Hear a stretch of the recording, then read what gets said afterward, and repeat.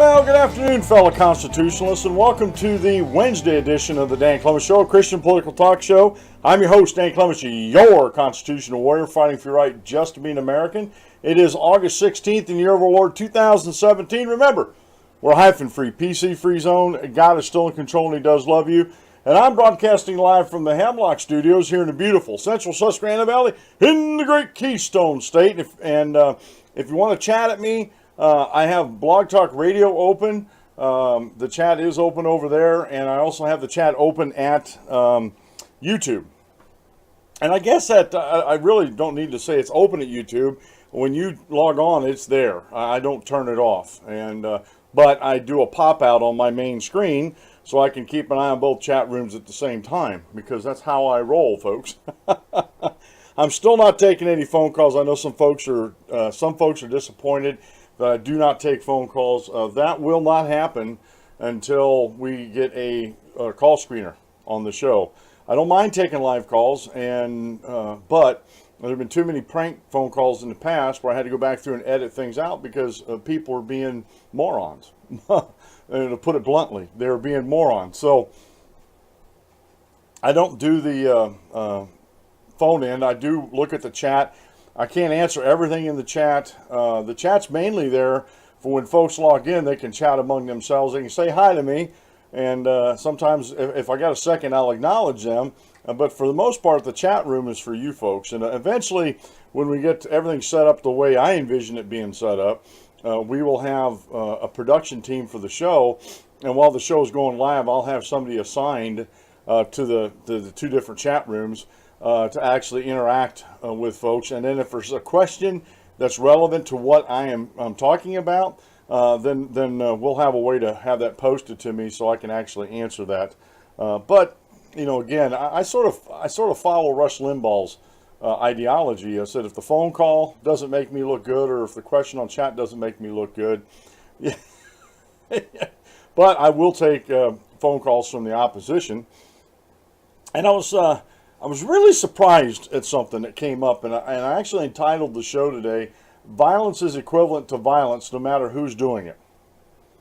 And what happened started yesterday. Matter of fact, it probably started late Monday, but it was really in full steam on yesterday and still going this morning, was this false moral equivalency that everybody in the anti-freedom groups and lamestream media and politicians and everything that are against Donald Trump, that are against conservative, right-thinking Americans, and I do use that right in the sense of correct-thinking Americans, that the violence from, and I'm going to start calling them the alt-left, and that includes Black Lives Matter, Antifa, any groups like that that fight for a anti-freedom ideology on the traditional paradigm of left-right, like I'm going to use alt-right to describe the white supremacists, the neo-Nazis, the neo-Confederates, all those folks.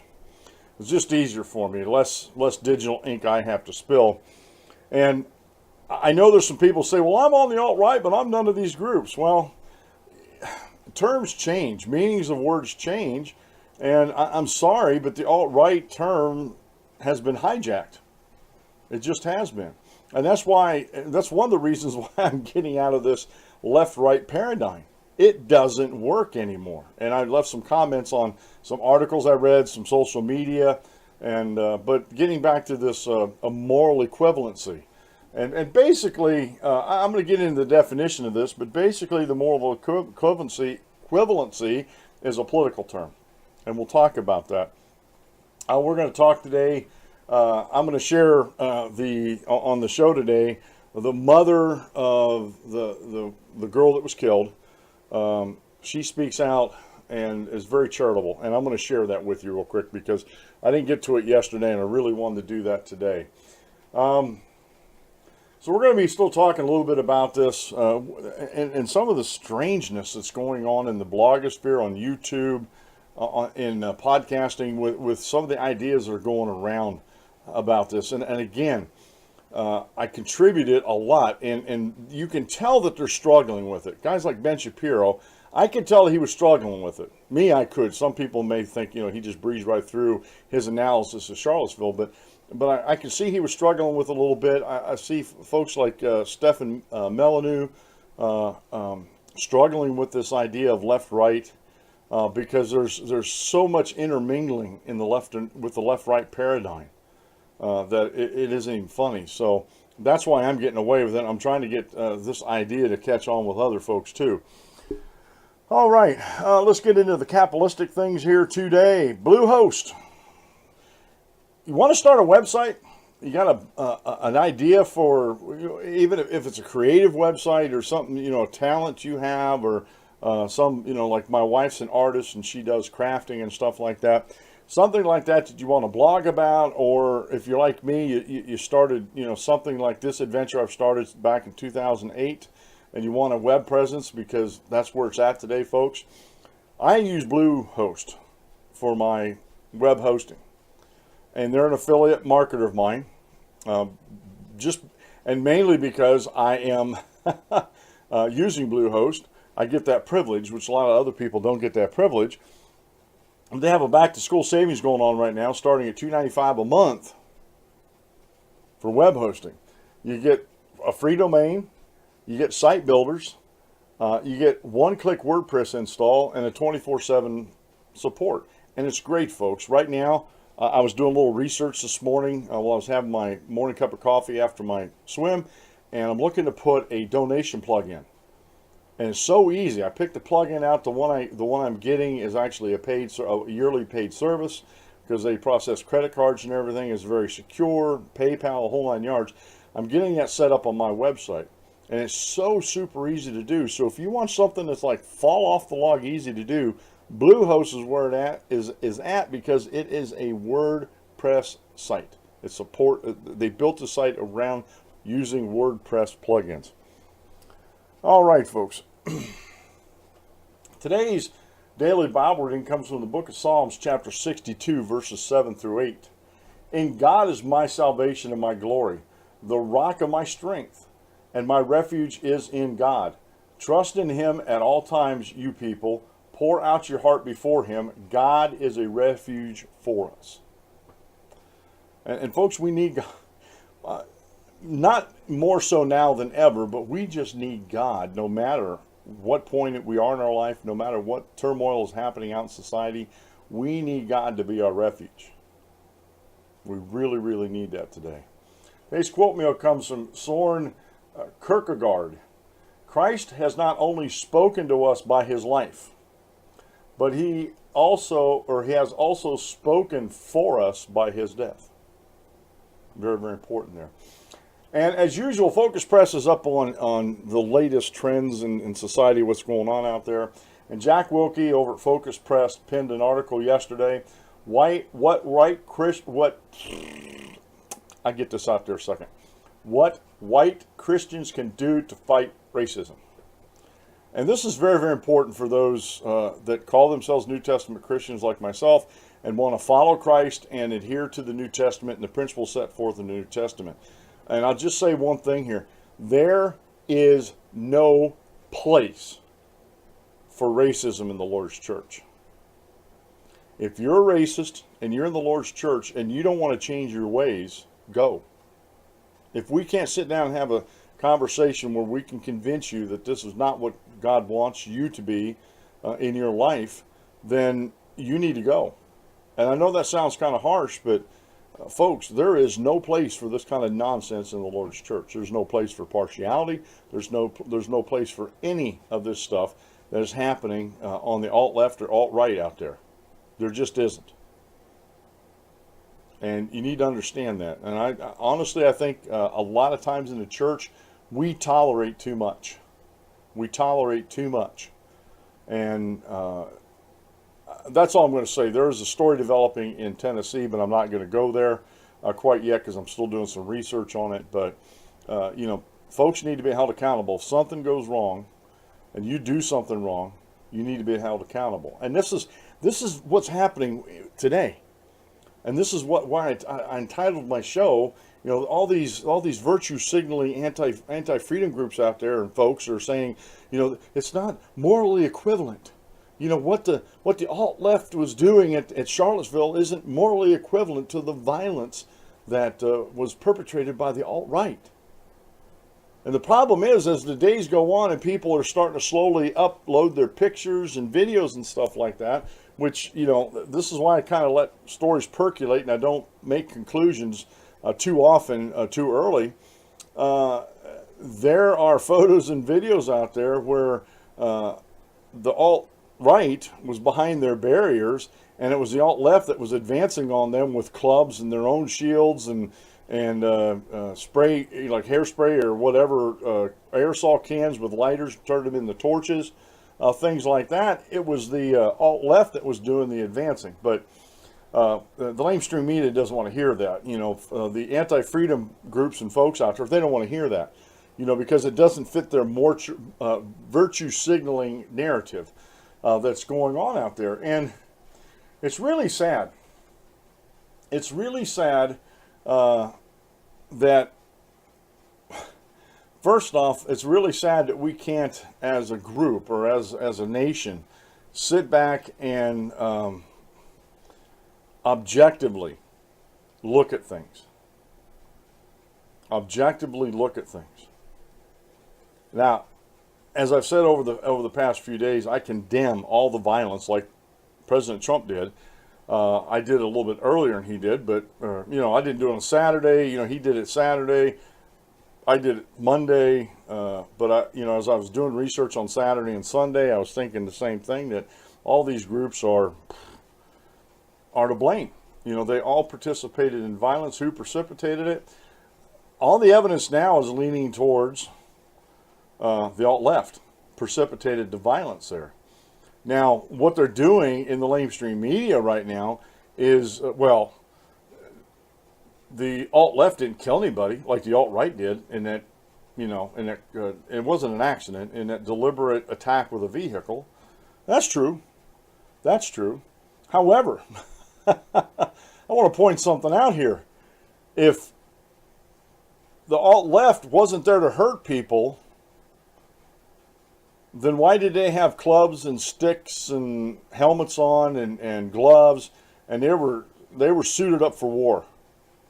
If they were there to protest against the alt-right peacefully, then why did they have all these instruments of violence in their hands? I mean, there is no moral argument for the violence that has been caused by the alt-left. None. There is no moral argument for that. There is no. There is a moral equivalency, because violence is violence. If you use violence, folks, to advance your political ideology, you're wrong. You're absolutely wrong. And the reason why you're wrong is, if your ideology cannot stand alone in the public discourse or the marketplace of ideas without being forced upon people, and I do mean, when I use the word force, I mean violence. If you have to force your ideas on folks, either through violence or through legislation, excuse me, my tongue is getting tied around my eye teeth and I can't see what I'm saying today, folks. Either through violence or legislation, then your idea has no business being in the marketplace of ideas. It should be on a back shelf where you have to dust it off every now and then, bring it out, make sure people still remember it's there, shoot it down with good, reasoned, objective arguments, and put it back on the shelf. I'm not saying it should always be silenced and never be heard.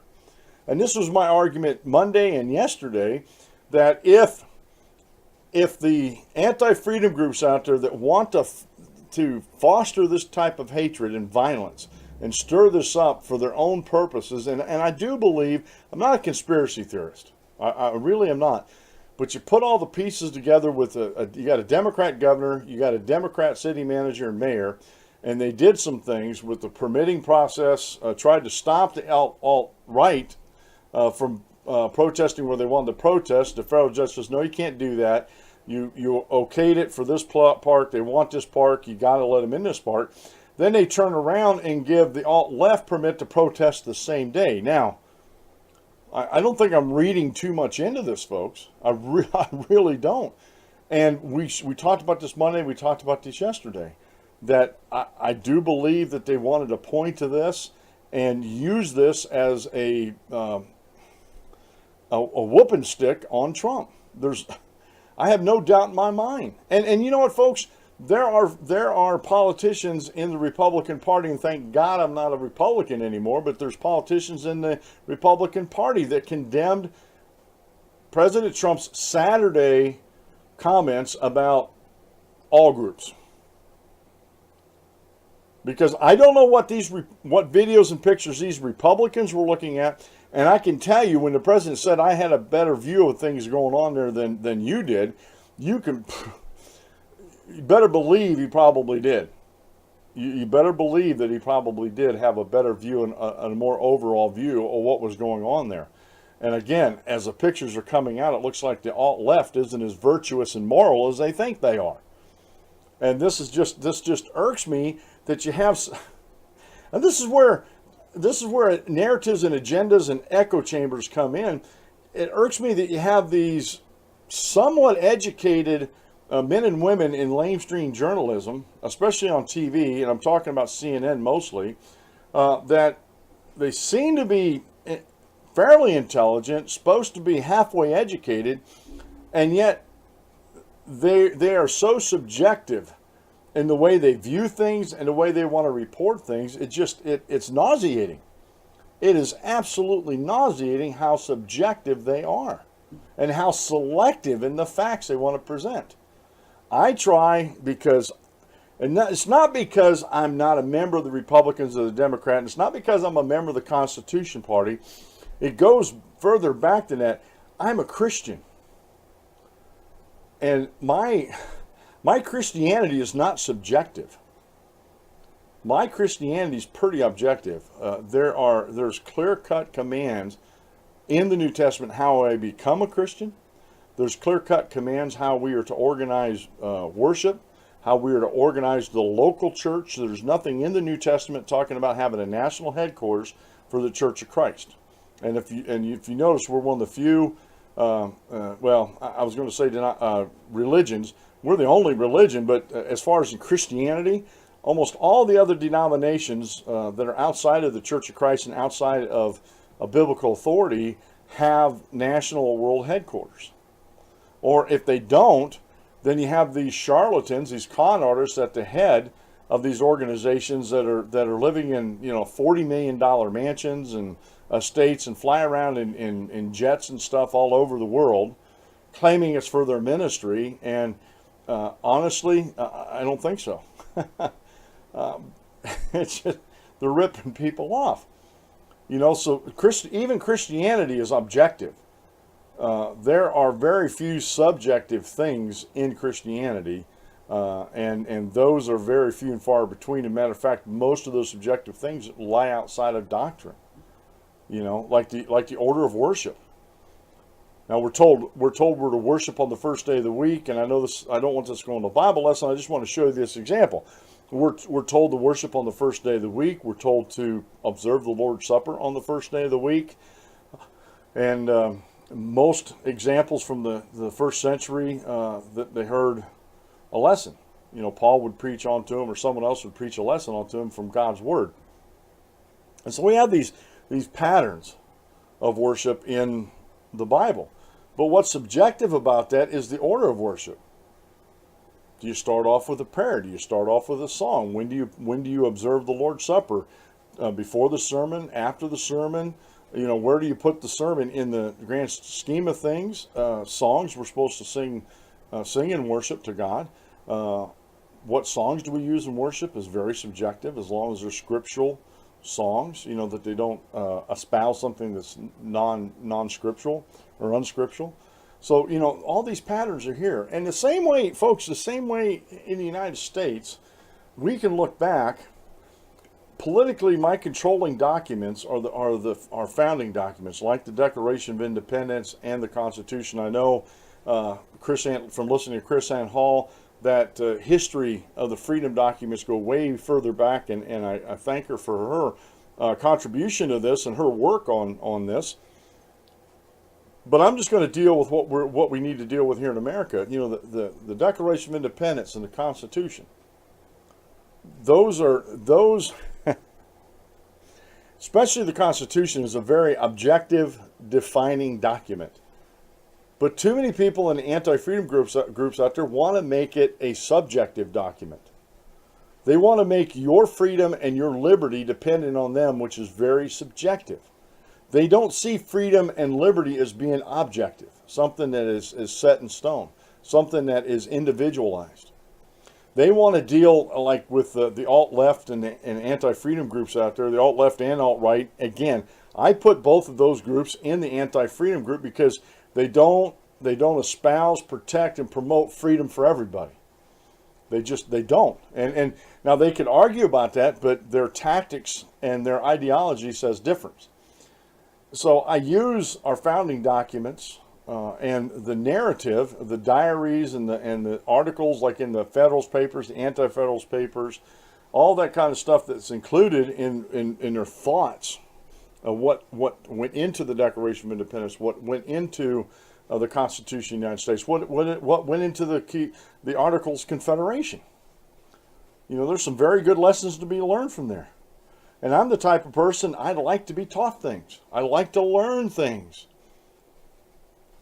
But through this through the shouting matches of violence from both sides, the alt-left and the alt-right, no one's being heard. And then we have a lamestream media that's supposed to be non-biased and supposed to, you know, look objectively at things. I can't tell you the last time I actually read like a front page article on some of the lamestream journalism they call out there, either in print or on radio or on TV, where they are objective in their treatment of an article. Like I said, they're very few and far in between. For the most part, not all of it, but for the most part, it's very subjective. And we can't live our lives that way, folks. We cannot live our lives subjectively. We cannot live our lives with an ideology that no matter what the other side says across the aisle, I'm never going to listen to them, never going to believe them. And if they continue to want to espouse their ideology, we're going to go out and commit violence to shut that down. You know, it wasn't too long ago during the campaign that the Chicago campaign rally of Donald Trump was shut down because of the alt-left, of Black Lives Matter and Antifa. And the way what's funny to me is the way they define what fascism is, what they say fascism is, and they don't look in the mirror at themselves and see that they're using fascist tactics to obtain their objectives. I know. I never met the man, but just from reading about Martin Luther King Jr., he would be appalled at what passes for political protest today. He would be appalled. And again, I know I'm rehashing some things, but I'm feeling kind of frustrated with social media today. And last night, I got on. I made some comments on Indivisible Guide. They started a group on Indivisible Guide called Change It All or something like that. I don't remember. I should look that up. But they started this new group that they wanted to tear down every monument that speaks to the Confederacy. But I pointed out their hypocrisy. I said, okay, the Confederacy, because they supported slavery, was evil in that way. Now, I'll give you that one. That's a very objective view. But the Civil War wasn't just about slavery. That was a main driving force, but it was also about states versus the federal government. And like I said, I don't want to get into all that. That we could spend a whole week on talking about that. But then when I point out, there's out in Seattle, Washington, there is a statue of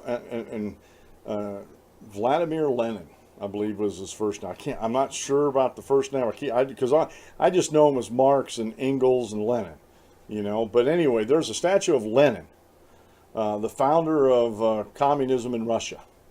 who was going off of the Marxist Manifesto. There's a statue out in Seattle, Washington. Now, Hitler was a bad man, and the Nazis were bad, and the genocide they committed on the Jewish people and other folks, but mainly the Jewish people, was bad. And there was actual deniers, Holocaust deniers in the alt-right out there, which those guys, when you deny something that absolutely was provable, researchable, understandable, knowable, that did happen, then I have very little time for you, because we can't start at the same point. It's like when I teach somebody or try to teach somebody the gospel, we have to lay some basic groundwork first. Well, do you believe in God? Do you believe in the authority of God? Do you believe in the authority of God's word? If there's a no to any of those answers, we got some work to do before I even get to the gospel. Doesn't do me any good to share the gospel with them if they don't believe in God or agree with his authority or whatever, his sovereignty. So I got some groundwork to do. And so I like to use these things as teachable moments. But these folks in the anti-freedom crowd, and they're both on the left and right if you want to go with that paradigm. And this is why it's easier for me to wrap my head around all this, to go with and I'll keep harping on this, the anti-freedom paradigm here. It's easier for me to go with that. So I asked him, so what about the statue out in Seattle, Lenin? You going to tear that down? Now, there was some responses, because I asked that question, there was some responses that warmed my heart. There was a couple men and a couple women says, no, we should use that. We should point to that as a teaching. They didn't say teaching moment like I do, but we should point to that and use that as an example of what not to do. Oh my! I'm like, hallelujah! Some people, there's some right-thinking people out there, and why can't the same be said with these Confederate monuments? And one of Kimberly Eaton's my Facebook antagonist, one of her minions out there that likes to harangue me when I get on there and put some reasonable things out. I know inevitably the profanity is going to come out, and she even said, she goes, I don't care. I don't care what you think about people using profanity to get their points across. And she pretty much told me I was dead, dead from the neck up. That I didn't know what I was talking about. And even though I just kept putting fact after truth out there, it just broke down to where she was just, it's a woman, she was just beside herself, and her posts were getting very, very profane. And it was like, how do you deal with that?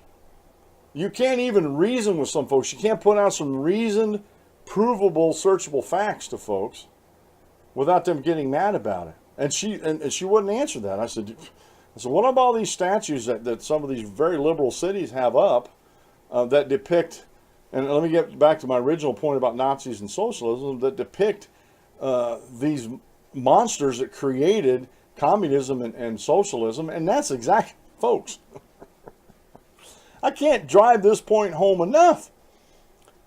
Nationalist Socialist Party in Germany. That's what Nazis stand for, National Socialist.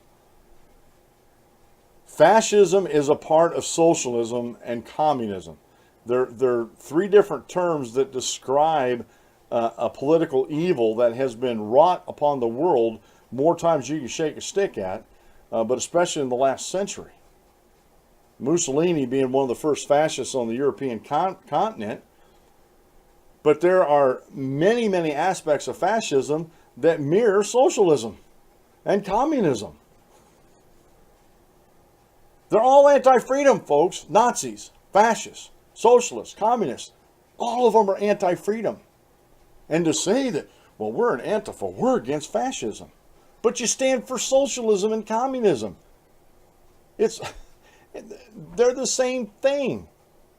And I pointed this out the other day, if you missed it, it was kind of funny that one of the militant arms of the Democrat Party, which would be on the left, on the old left-right paradigm, is the KKK, was marching with folks that they normally wouldn't march with. White supremacists and stuff, because they're considered far to the right. I saw this over a year ago. I noticed this. I'm thinking, man, especially after Hillary's America, Dinesh D'Souza's documentary on Hillary Clinton and what would happen, and with her and the history of the Democrat Party and stuff like that. I looked at it, I'm like, wow. I said the left-right paradigm doesn't explain this.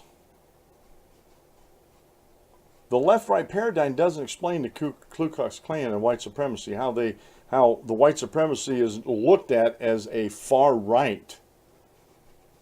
And honestly, like I said, if the KKK has similar values to the white supremacists, and the white supremacists considered to be alt-right, and Democrats and lamestream media and these virtue signaling identitarians out there have the KKK firmly in the alt-right, but that's not true. The KKK properly goes with the alt-left.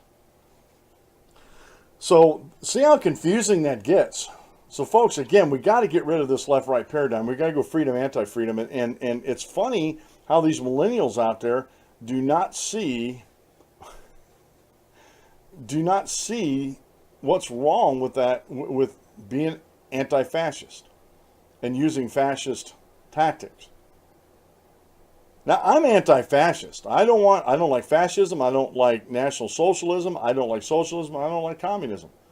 But getting back to, I know I'm going around the bush here a couple times before I get back to my point. Hitler was a piker compared to Lenin and Stalin and the rest of them. I mean, Lenin literally starved millions of people in the Ukraine when he came to power because they didn't deal or they didn't agree with his ideology. Stalin, it's reported upwards of 50 million people that he killed during his reign of terror. Mao, China, same thing, but more. So socialism and communism actually caused more deaths than Nazism or National Socialism. I'm not saying that there isn't a moral equivalent there. There absolutely is. There absolutely is. So anyway, let's see here. We're down. I did get my wall clock quit for some reason here. I tried to use a rechargeable battery and it wasn't working right. So I put a good old-fashioned regular battery in there. Anyway, we still have 26 minutes left. I have this article from Steve Baez over at the New American, and basically what he's saying here, and let me get that opened up here. He's talking about, I'll get it here in a second.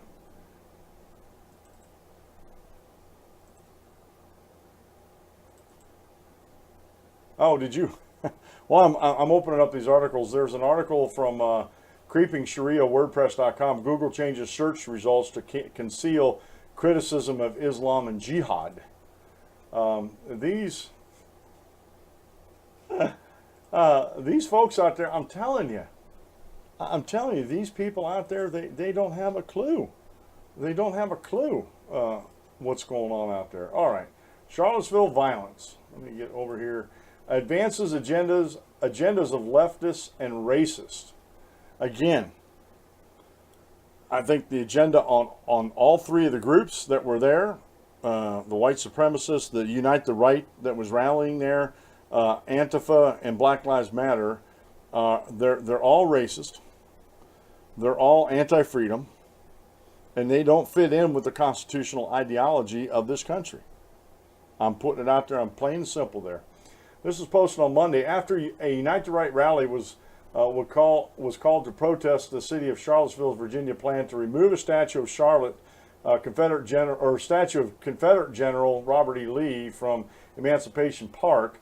Counter-protesters clashed with the protesters, leading to fistfights and throwing water bottles and the unleashing of chemical sprays. The violence turned deadly when a man drove a Dodge Challenger into a group of counter-protesters, killing Heather Heyer, a young woman. Police arrested James Alex Field, Jr. of Ohio for the incidents. The attack with an automobile also injured 19 others. And folks, he uses the word alleged. And this was on the 14th. This was Monday.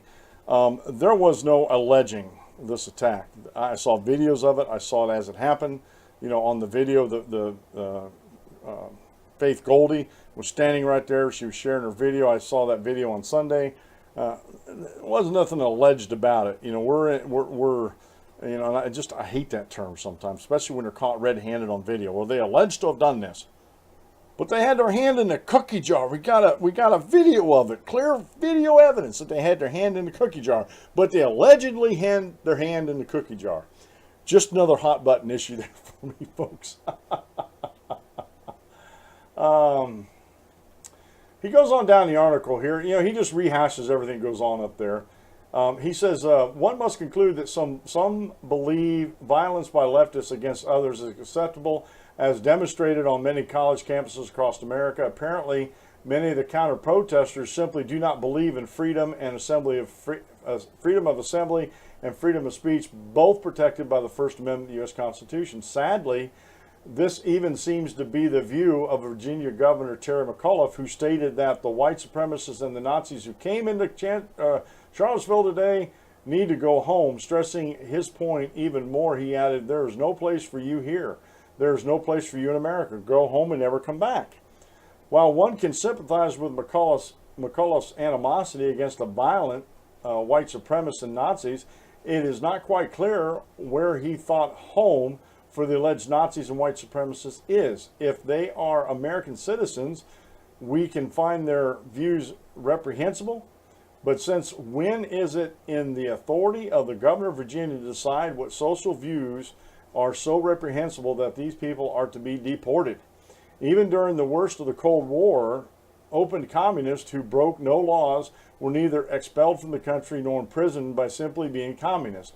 While many patriotic Americans revere General Lee and take offense to the removal of statues honoring him and other Confederate icons, it is also true that some of those protesting the city's efforts to take down the statue could be rightly classified as Nazis or at least white supremacists. But just as communists have used legitimate grievances to advance their agenda, so do Nazis. And can I stop the reading here just for a second, folks? What would happen if you would get, and I'll just pick on the Tea Party. Let's say you get a Tea Party group or a freedom group down there that believes in freedom of speech and freedom of assembly, and they go down there and they went to Emancipation Park.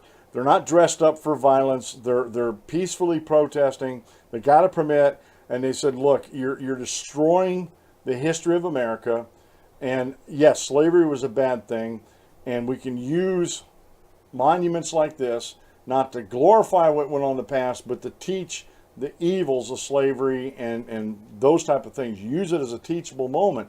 How many of those folks in those freedom groups would be classified as alt-right for standing up for history, standing up for the rights of folks to peacefully assemble and their freedom to speak? You know, we can make a lot of scenarios here, but again, what I saw on Facebook and social media and what's going on out there is nothing short of lunacy. I just wanted to read that a little bit here about what's going on out here with this. And now my open office is not responding for whatever reason. Every now and then it takes it in its head not to respond. Now, I have this response, you know, speaking about all these responses, I have this response from, and let me get over to it here. All right, come on. Oh, man, what is going on with my open office? I can't even get into my other computers with Synergy. So I can't even use that. Oh. What is...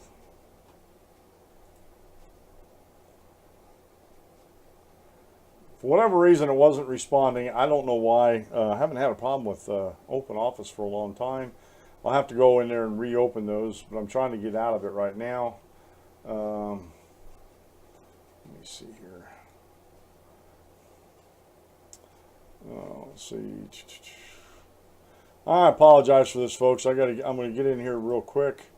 Come on, where's Open Office at?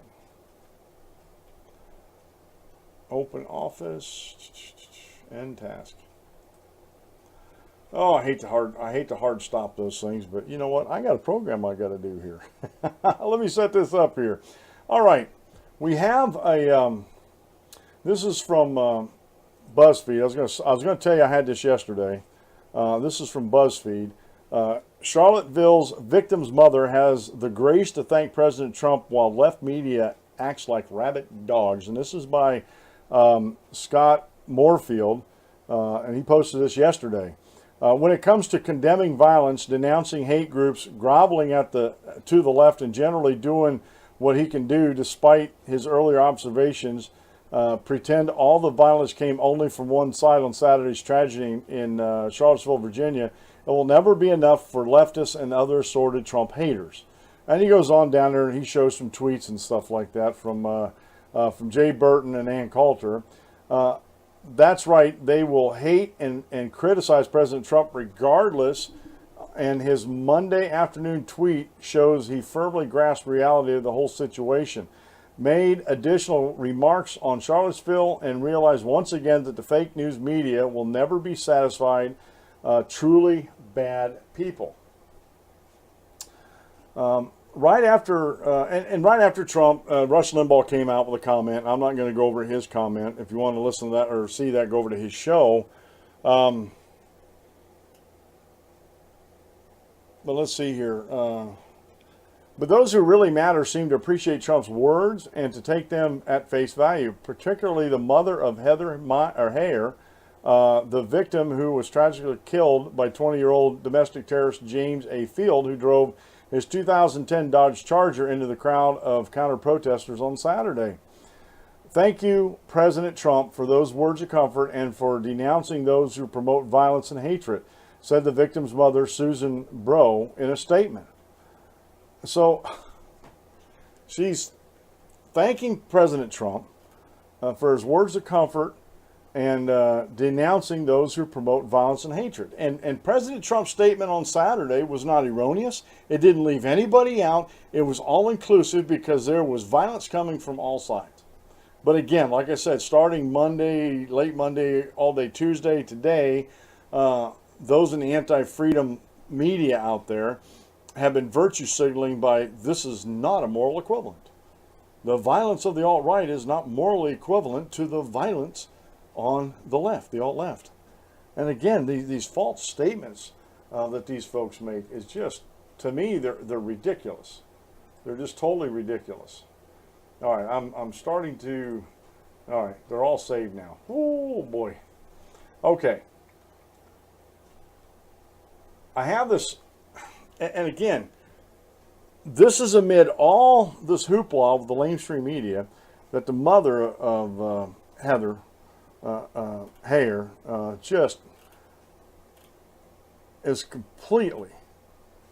completely gracious with President Trump. And it reminds me that there's still hope in America. That there's still hope in America. This woman, Heyer's mother, recognized that there was violence on all sides out there, just like President Trump did. But just because he didn't use the right words that the lamestream media wanted to hear, or his Republican opponents in Congress or elsewhere, they didn't hear the words that they wanted to hear.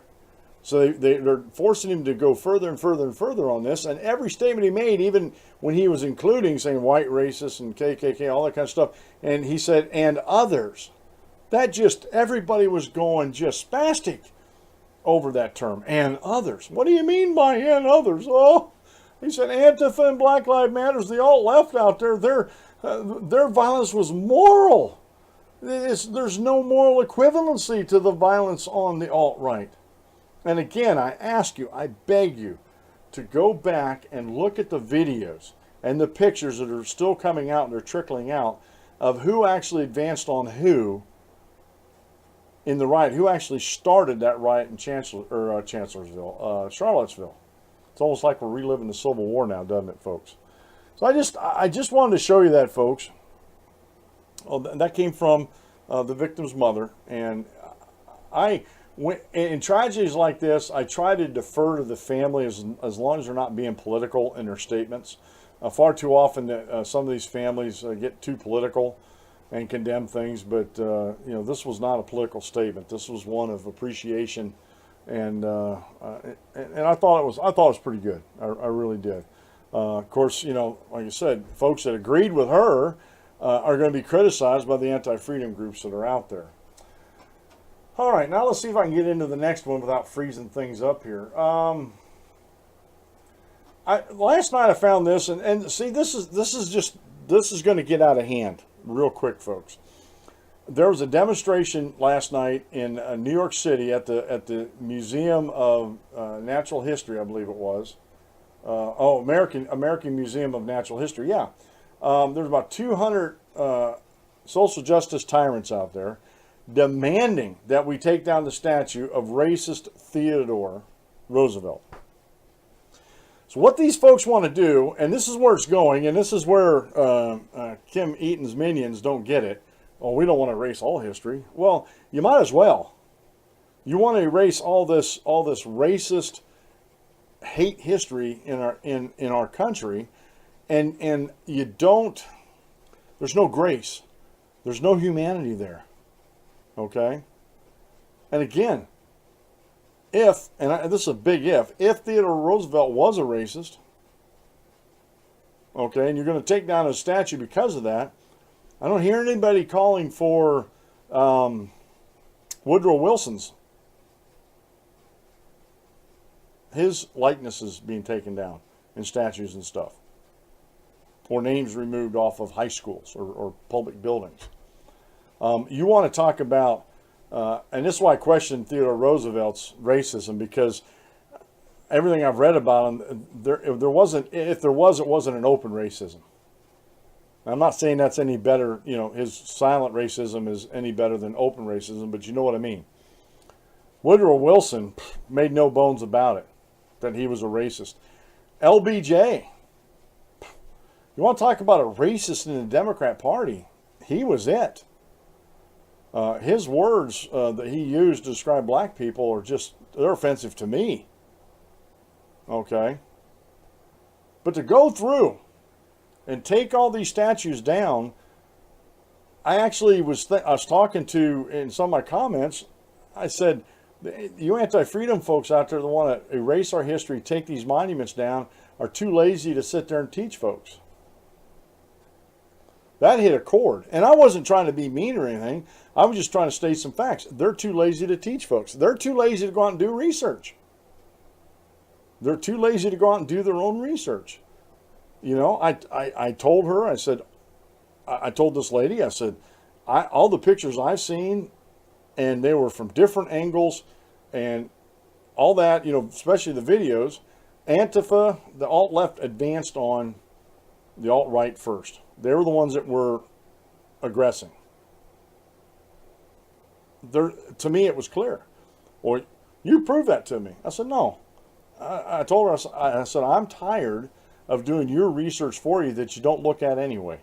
I said, if you want to know the truth, you go. I said, it's not hard. You can go out there and duck, go and search these things out and find these images, go on YouTube. There's so many videos on YouTube, short clips and stuff like that, that you would be surprised. You would be surprised of the video and pictorial evidence that's out there. It's just like, you know, talking about taking down, let's see here. That monument down in Durham, North Carolina. Now, they were still reporting on the news this morning that there wasn't any arrest made, but there was. So far, a college student 22 arrested for her role in toppling Confederate statue in North Carolina. Now, folks, we're not post Saddam Hussein Iran, or not Iran, Iraq. We're not post communist Russia, where they tore down or took down statues over there. We are, at least for the moment, we are a nation of laws. And there's a right way and a wrong way to go about taking these monuments down. Now, if the city council wants to take these monuments down, I can talk about it all day long, and I can protest it on my show, or I can physically go down there and protest it. But in the end, that may not even matter. I'm not saying it doesn't it doesn't matter that we go and make our voices heard, but in the end it may not matter, because if the city council's already made up their decision, they're the political governing body of that city. If they want something removed, I think they're well within their legal rights to do so. But you don't go on public property. Takia Thompson, 22, brought a ladder up to the statue and used a rope. It was actually a strap, like a tie-down strap, to pull down a Confederate soldier's monument that was dedicated in 1924, according to the Associated Press. A diverse crowd of dozens cheered as the statue of the soldier holding a rifle fell on the ground in front of an old courthouse building that now houses local government offices in Durham County. I just highlighted this. I'm tired of white supremacy keeping its foot on my neck and the necks of the people who look like me, Thompson said at the news conference. The statue glorifies the conditions that oppressed people live in, and it has to go. Now, I take umbrage to that statement that this individual, this Takia Thompson, is oppressed. You look at the video, and I shared it yesterday on the show. I don't know if I still have it down here or not. No. But I did share that on the show yesterday, that I didn't see any of those millennials out there that looked like they were oppressed, looked like they were starving. Some could get some fashion tips from somebody, but that's a different story. None of them looked oppressed. And I have seen statements, Facebook, Twitter, in the blogosphere, podcast, from black folks, Americans who happen to be black. I'm going to put it that way. I've seen on CNN condemnation of a conservative black man by a liberal black man, that he's not black enough, that he doesn't get it. You know, his blackness doesn't count. His life struggles don't count. And I couldn't believe what I was hearing. I absolutely could not believe what I was hearing. It was ridiculous what went on in that CNN. They had like 4 people on there. It was ridiculous what was going on there.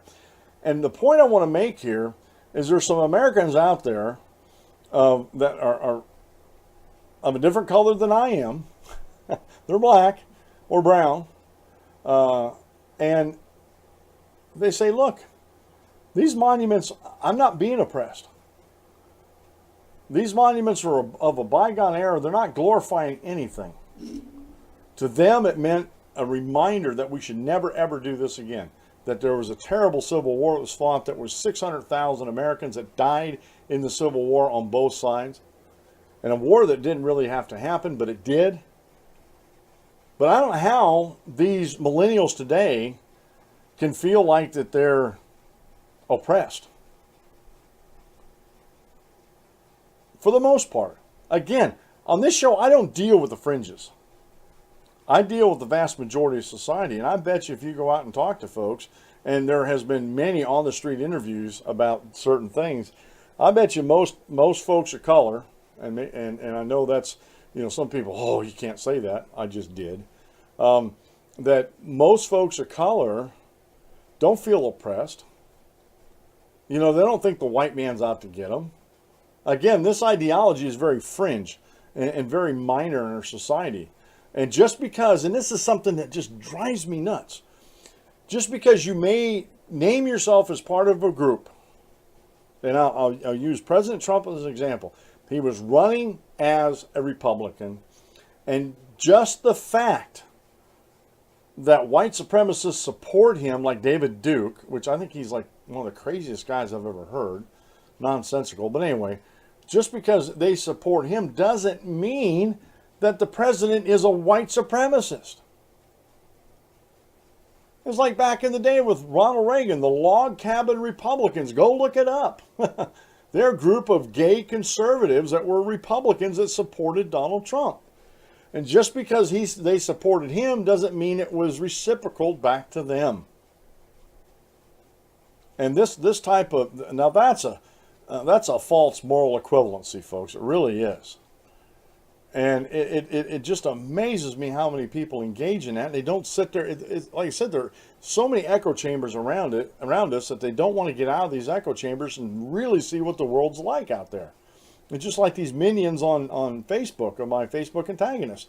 They live in an echo chamber, and when you bring facts and truth in there, this woman, getting down to the end of the show here, this woman that I was talking to on there and putting these points up, refused and unequivocally said that there was no violence from, and Antifa and BLM, Black Lives Matter, are not violent groups. There's a woman who's living in denial, living in an echo chamber. You can't do a whole lot with her. I'm sorry, you just can't do a whole lot with folks like that refuse to listen to facts, even when facts are presented. So again, there are arrests being made. I was watching news this morning. They've actually they have names and addresses of others that were involved in that, because she may have put the rope around it, but people helped pull it down. These people were illegally assembled there. Now, like I said, you got freedom of assembly, but you know what? In cities, so they can make sure that there's public safety, you have to have permits to assemble. And again, this idea, we don't want to get rid of all of history. Well, you know what? If you get rid of Teddy Roosevelt two more points here real quick. You get rid of Teddy Roosevelt in New York City, are you going to take his picture off of Mount Rushmore? Matter of fact, all but Lincoln, are you going to take the other Washington and Jefferson off there? They were slave owners. Are you going to remove their likenesses off of Mount Rushmore? In the square in Bloomsburg, PA, there is a Civil War monument there, and it recognizes not only the Union soldiers, but the Confederate soldiers on the same monument. So what are you going to do there? You're going to take a chainsaw and cut that monument in half and take off the half you disagree with?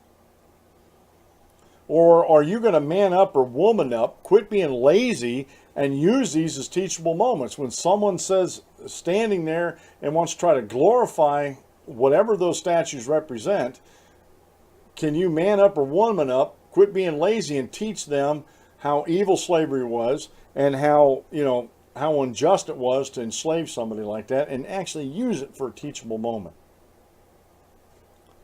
There's teachable moments all the time around us every single day. Are you going to start teaching folks the truth, especially if you know it? And you can prove it, and you can sit down and have a reasonable debate and discussion with folks. Are you going to be the one to make the change and sit down and teach folks? Or at least have a discussion with them and share some facts as you see them? And listen. For goodness sakes, you got 2 ears, listen. Listen to what these folks have to say and come to a better conclusion, folks. Let's be better Americans. Let's be better Americans here, folks. It's been the Dan Clements Show. I'm your host, Dan Clements, your constitutional warrior. Remember, if you aim at nothing, you hit it every time. Have a great rest of the day. Go out and teach somebody something. God bless, and we'll see you tomorrow at noon.